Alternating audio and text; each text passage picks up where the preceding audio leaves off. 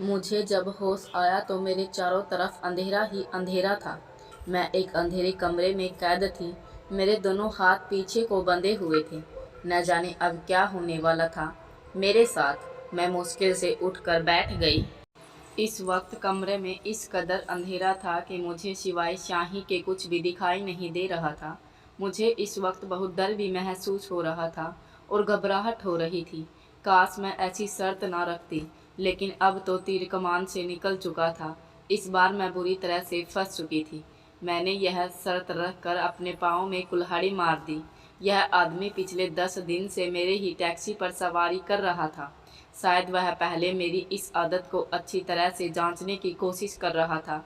जब उसे मेरी शर्त वाली आदत का खूब अच्छे से अंदाज़ा हो गया, तो उसने मेरे साथ ऐसा खेल खेला था कि मेरी सूझबूझ तक गुम होकर रह गई। वह मुझे शर्त के मुताबिक अपने घर ले आया। मैं अभी इस जगह को ठीक भी नहीं देख पाई कि जब उसने मुझे एक जूस पिलाया। उस वक्त मुझे बहुत प्यास महसूस हो रही थी, क्योंकि सफ़र करके आई थी। इसलिए मैंने फ़ौरन उससे वह जूस लेकर पी लिया। लेकिन मैं नहीं जानती थी कि जूस पीना मुझे इतना महंगा भी पड़ सकता है। जूस में इस कदर तेज़ नशा था कि चंद लम्हों में ही मेरा सर घूमने लगा। मैं चाह कर भी खुद को होश में नहीं रख पा रही थी। मुझे बेहोश होने में बस चंद लम्हे ही लगे थे, और जब होश आया था तो मैं यहाँ थी। मेरे सामने सिवाय अंधेरे के कुछ न था। मेरे मुँह पर भी टेप लगाया हुआ था, इसलिए ना तो मदद के लिए किसी को पुकार सकती थी। बस मेरी आंखों से आंसू जारी हो गए।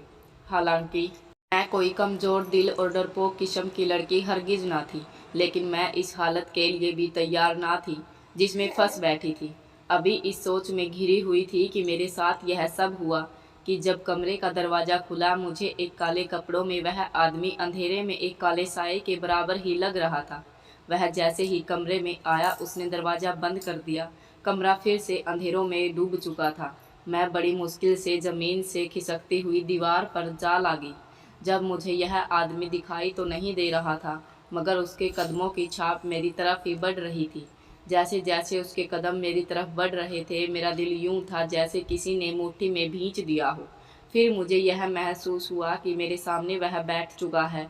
मुझे अपना सांस रुकता हुआ महसूस हो रहा था। उस वक्त खाली कमरे में मेरे और उस आदमी के अलावा और कोई ना था, और वह इस रात की तन्हाई में मेरे साथ क्या कर सकता था, यह सोचकर मेरे वजूद में करंट सा दौड़ रहा था। फिर उस आदमी ने मेरे चेहरे को अपने हाथ की गिरफ्त में लिया और शैतानी हंसी हंसते हुए जो कुछ उसने मुझसे कहा, मेरे होश ही उड़ कर रह गए।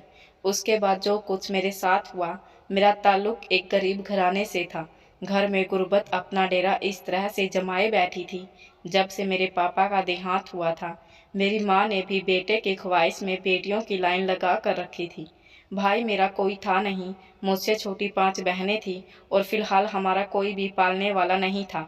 घर का खर्चा चलता। मेरे पापा एक टैक्सी ड्राइवर थे, जो अचानक दिल के दौरे की वजह से हमें छोड़कर जा चुके थे। 4 दिन पड़ोसियों ने पूछा था, इसके बाद किसी ने पलट कर हमारा हाल ना पूछा था। मैं जानती थी कि जो कुछ करना है उसी को करना है, इसलिए टैक्सी चलानी मैंने बहुत जल्द सीख ली। मेरी माँ मुझे कहने लगी कि तू लड़की है, टैक्सी चलाती क्या अच्छी लगेगी, लोग क्या कहेंगे। मैंने कहा, जो लोग हम जैसों को खानों को नहीं दे सकते, हमारी इस हालत में मदद नहीं कर सकते, ऐसे लोगों की मुझे कोई परवाह नहीं है। मैंने एक बड़ी सी चादर अपने गर्दन पर लपेटी और टैक्सी चलाने लगी। मगर बदकिस्मती शायद हमारी किस्मत में लिखी जा चुकी थी। मेरे पास अक्सर अयास किस्म के लड़के ही मेरी सवारी बनकर आते, जिन्हें मैं साफ इनकार कर देती, और इसके अलावा कोई भी सवारी मुझे नहीं मिलती। मैं इस वक्त 18 साल की थी और खौफजदा सी खाली टैक्सी में बैठी रहती। रात जो खाली हाथ घर जाती तो माँ आंसू बहाने लगती। अब तो फाकों की नौबत आ गई थी, और मेरे सर पर पेट्रोल के पैसों का भी उधार पड़ गया। मुझे समझ नहीं आ रहा था कि मैं क्या करूं, जब टैक्सी में एक अरबी आदमी आकर बैठ गया। वह कहने लगा, मैं इसे 3-4 दिन इस शहर की अच्छी अच्छी जगह ले जाऊं, वह मुझे पैसा देगा। यह सुनकर मैं खुश हो गई। फिर ऐसा ही हुआ, वह पेट्रोल भी मेरी गाड़ी में खुद डलवाता, और रात को जब अपने होटल पर उतरता तो मुझे 5,000 का नोट भी देता। मेरी माँ पैसे देखती तो अरबी को बहुत दुआएं देती, लेकिन वह नहीं जानती थी कि वह यह भला क्यों कर रहा है। चंद दिनों में ही वह मुझे अच्छे खासे पैसे दे चुका था। मैं भी बहुत खुश थी। फिर एक दिन जो बात उसने मुझसे कही वह सुनकर मैं हैरान सी रह गई। वह मुझसे कहने लगा कि अगर मैं दुबई में टैक्सी चलाऊं तो बहुत जल्द बहुत से पैसे कमा सकती हूं। फिर वह कहने लगा कि वह मुझे वहां किराए की टैक्सी ले देगा। मुझे बस टैक्सी के मालिक को रोज के 100 दिरहम देने पड़ेंगे, बाकी सब मेरे पास होंगे। यह सुनकर मैं खुश हो गई। मैंने जब यह बात माँ से कही तो वह कुछ वक्त के बाद मान गई।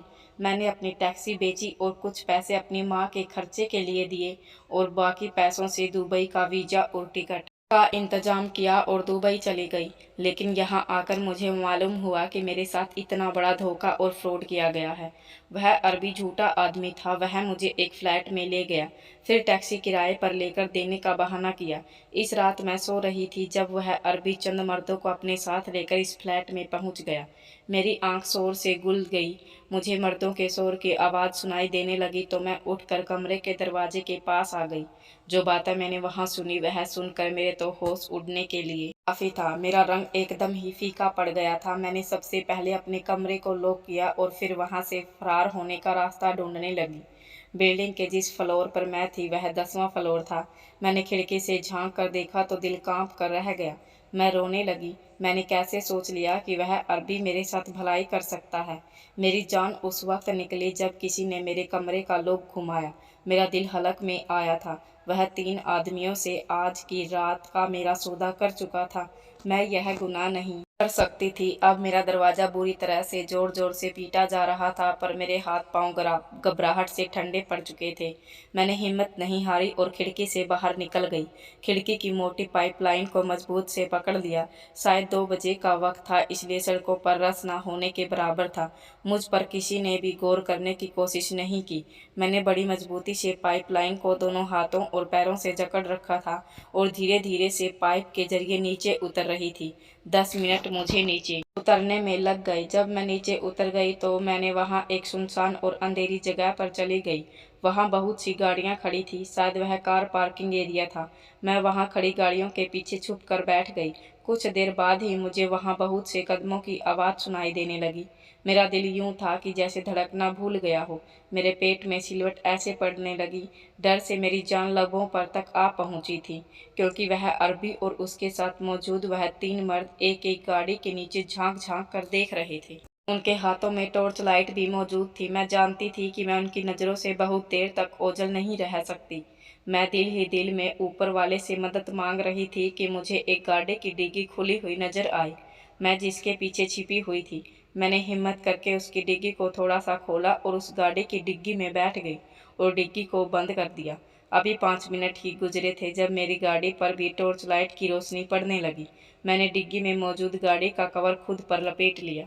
इसके बाद मुझे एक लड़की की आवाज़ सुनाई दी जो इसी गाड़ी की तरफ बढ़ रही थी। फिर गाड़ी खुलने की आवाज़ आई, गाड़ी स्टार्ट हुई और पार्किंग एरिया से निकलकर मेन रोड पर रवाना हो गई। मेरा रुका हुआ सांस चलने लगा। वह एक औरत की गाड़ी थी, क्योंकि वह गाड़ी चलाते हुए किसी से मोबाइल पर बात कर रही थी। यह सुनकर मैं थोड़ा सुकून सी हो गई। जैसे ही गाड़ी एक घर के अंदर दाखिल हुई, मैंने हिम्मत पकड़ी और डिग्गी को खटखटाने लगी। वह औरत पूछने लगी, क्या कोई मेरी गाड़ी में है? मैंने कहा, हाँ मैं डिग्गी में हूँ। कुछ देर बाद ही डिग्गी खुल गई थी। वह एक 30 साल की औरत थी। मुझे सवालिया नज़रों से देखने लगी। मैं रोने लगी। रोते रोते मैंने सारी बात इस औरत को बता दी। वह बहुत अच्छी थी। उसने मुझे टैक्सी भी ले दी और मेरे घर एक भारी रकम भी खर्च के लिए भिजवा दी। मैं यह समझ नहीं पा रही थी कि वह मुझ पर इतनी मेहरबानी क्यों कर रही है।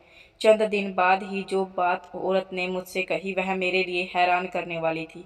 कहने लगी कि तुम सवारियों से पैसे नहीं लोगी, बल्कि जिसको भी मंजिल तक पहुंचाओगी उसके घर एक रात गुजारोगी। मैं यह सुनकर उसकी शक्ल देखने लगी। भला यह कैसे मुमकिन था? मुझे कोई क्यों अपने घर पर रखेगा? और फिर मेरी इज्जत और जान का खतरा भी था और मेरी ड्राइविंग के पैसे भी जाते थे। जब मैंने अपनी ख्वाहिश इस औरत को बताई, वह कहने लगी वह मुझे पैसे देगी, लेकिन मैं इसकी बात को किसी भी सूरत पर टाल नहीं सकती, वरना मुझे इसकी वह रकम वापस करनी होगी जो उसने मेरे घर भिजवाई है। मेरे पास उसकी बात मानने के अलावा और कोई रास्ता नहीं था। मैं उसकी बात मान गई। मैंने उससे कहा कि ठीक है, फिर मुझे नींद की कोई ऐसी दवा दी जाए जो ज़्यादा नुकसान के बराबर ना हो, कि मैं हर बार जिस भी सवारी के घर रहूं, अपनी हिफाजत के लिए उन्हें सुला दिया करूं। मेरी बात के जवाब में उस औरत ने जो अल्फाज कहे, उससे मेरे होश उड़ गए। वह कह रही थी कि मुझे किसी को भी सुलाने की इजाज़त नहीं है। अगर मैंने ऐसा किया तो उसे खबर हो जाएगी और फिर वह मुझसे यह काम छीन लेगी। मैं इस औरत की बात पर हैरान रह गई। मुझे साफ अंदाजा हो रहा था कि वह भी मुझसे कारोबार करवाना चाह रही है। मैं उन लोगों में बुरी तरह फंस चुकी थी। यहाँ पर ना मेरे पास कोई ठिकाना था, ना कोई जान पहचान, और ना ही अब मेरे पास वापसी का रास्ता बचा था, क्योंकि मेरा पासपोर्ट वगैरह उसी अरबी के पास रह गया था। मैंने मजबूरन उस औरत की बात मान ली और सारा दिन टैक्सी में पड़ी रहती। रात होते ही मुझे टैक्सी चलानी होती और मैं इस औरत की हिदायत के मुताबिक सवारियों को उनके घर पहुंचाकर पैसे लेने की बजाय उनके घर रहने की दरख्वास्त करती। मेरी इस दरख्वास्त पर कुछ मर्द हैरान भी होते कि खुद अकेली लड़की रात को उनके पास रुकने का बोलती थी। लेकिन फिर क्योंकि अरबी लोग मेहमान नवाज भी बहुत होते हैं, वह मुझे रहने के लिए कह देती। चंद दिन तो मेरे डरते डरते गुजरे थे, मगर ऊपर वाले की मेहरबानी से मुझे अच्छे लोग मिलते रहे और फिलहाल मैं महफूज थी। मगर एक रोज़ मुझे एक अरबी सवारी मिली, जिसे लेकर जब मैं उसके घर पहुंची तो वह मुझे किराया देते हुए बार बार गहरी नज़रों से देखे जा रहा था। मुझे उससे डर लग रहा था और मैं परेशान हो गई कि जो मर्द बाहर मुझे बार बार घूर रहा है, वह घर के अंदर जाकर क्या करेगा। मैंने सोचा कि मैं खामोशी से इससे किराया लेकर यहाँ से चली जाऊंगी। अभी मैं यह सब करती कि उस वक्त मुझे अरबी औरत की कॉल आ गई। मैंने उससे बात की तो वह पूछने लगी कि क्या हुआ, आजकल कोई सवारी नहीं मिल रही। वह मेरे जवाब देने से पहले बोल उठी कि जब तुम इतने रोज से यह सब करके महफूज हो तो अब तुम्हें कोई मसला नहीं होना चाहिए। इसलिए बेहतर है कि तुमसे जो काम कहा गया है वह दिल लगा कर करो। और मैंने महीना शुरू होते ही तुम्हारे घर वालों को पैसे भी भेज दिए, इसलिए तुम खर्चे के लिए परेशान मत होना।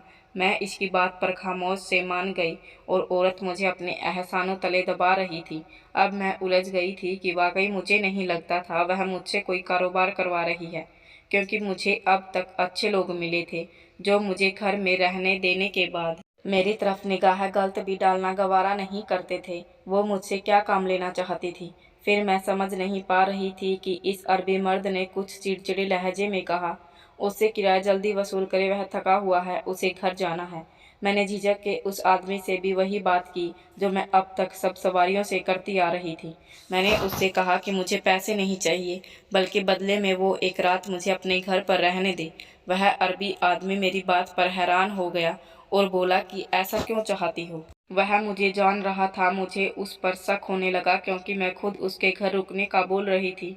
मैंने उसे बताया कि मेरे पास रहने की जगह नहीं है, इसलिए रात रुकने के लिए मुझे रात की आखिरी सवारी की मदद लेनी पड़ती है, ताकि मैं सुकून से किसी घर में सो सकूं। सुबह होते ही मैं अपने काम पर रवाना हो जाऊंगी। मेरी बात उस अरबी मर्द को सही लगी, तभी वह मुझे अपने साथ ले जाने पर राजी हो गया। मैं टैक्सी पार्क करके उसके साथ चल पड़ी और दिल ही दिल में ऊपर वाले से दुआ भी करती रही। मेरा जिस्म कँपकँपा रहा था और मैं यकीन से थी कि आज मेरी इज्जत नीलाम होने वाली थी। वह भी मर्द जैसे सरजोश में हो रहा था। मैं समझ गई थी कि वह मुझे अपने घर ले जाने के बाद नहीं बख्शने वाला। वह मुझे अपने कमरे के दरवाजे तक ले जाते बोलता जा रहा था और बता रहा था कि इसकी बीवी अपने दोस्तों के साथ घूमने गई हुई है और 3 दिन बाद उसे लौटना था। अभी उसे गए 2 दिन हुए थे। उनके अभी बच्चे नहीं थे और इस घर में सिर्फ वही दोनों मियाँ बीवी रहते थे। हम घर के पास पहुँचे तो उसने डोरबेल बजाई। मैं उसकी हरकत पर हैरान हो रही थी। इसका कहना था कि अभी बीवी घर पर नहीं है, तो क्या इसके साथ कोई और भी है। जब दरवाज़ा नहीं खुला तो अरबी आदमी बड़बड़ाते हुए अपनी पॉकेट से चाबी निकाल कर दरवाज़ा खोल कर अंदर आया। अंदर दाखिल होते ही दरवाज़ा फिर से लॉक कर दिया। उसने मुझे बताया कि बीवी के जाते ही उसने भी अपने चंद दोस्तों को अपने घर बुला लिया था कि वह लोग कुछ दिन मस्ती कर सकें, लेकिन शायद इस वक्त उसके दोस्त मार्केट में कोई सामान लेने गए होंगे। वह अरबी और आदमी अजीब अंदाज से मुस्कुराते हुए बता रहा था। मैं उसकी बातें सुनकर बदहवास सी हो गई थी। अब मैं इतने सारे मर्दों से खुद को कैसे बचाऊंगी। मेरी शक्ल उतर गई थी। मेरा दिल सूखे पत्ते की तरह लड़ रहा था। मुझे अपनी मौत सामने नजर आ रही थी। मैं घबराई हुई एक कोने में खड़ी थी, जब उस मर्द मुझे बैठने को कहा और पानी का पूछा था, मैंने सर हिलाया और उसने पानी मांगा। मेरा हाल अभी सही नहीं हो रहा था और चेहरा पसीना पसीना हो चुका था। वह मेरे सामने ही ओपन किचन से पानी लेने चला गया। पानी लाया तो मैं एक ही सांस में सारा गिलास हलक में अंदर डाल गई। वह आरती मर्द बहुत मज़े से मेरा जायजा ले रहा था। फिर वो बोला कि तुम आराम से बैठ जाओ, अभी मैं खाना लाता हूँ। इसके बाद तुम्हें कमरा दिखा दूंगा जहाँ तुम्हें सोना है। वह बात करते हुए बहाने से मेरा हाथ पकड़ चुका था। मैंने हाथ छुड़ाकर खड़े होते हुए उससे कहा कि वो मुझे पहले कमरा दिखा दे ताकि मैं खाने से पहले कुछ ताज़ा हो सकूं। मेरी बात पर वह चुप होकर मुझे देखने लगा, फिर हंस कर चला गया। मैंने सोचा क्या था कि इसका दिखाया हुआ कमरा अंदर से बंद करके भारी चीज़ें रखकर अंदर आने का रास्ता भी ब्लॉक कर दूंगी। अभी पूरी रात की बात थी और मुझे अपनी हिफाजत सुबह तक करनी थी। मैं उस औरत की मोहताज थी, इसलिए उन हालात के बावजूद भी भागने की बजाय इसी घर में रहकर मैंने अपनी हिफाजत का सोच लिया था। अभी वह मुझे लेकर किसी कमरे में जाता कि ऊपर वाले ने मेरे लिए मदद भेज दी और सामने के कमरे में कोई औरत बाहर निकली।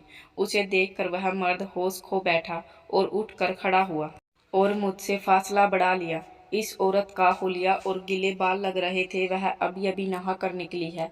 वह कुछ बोलते हुए आ रही थी। उस आदमी के साथ मुझे देखते ही गुस्से में आ गई।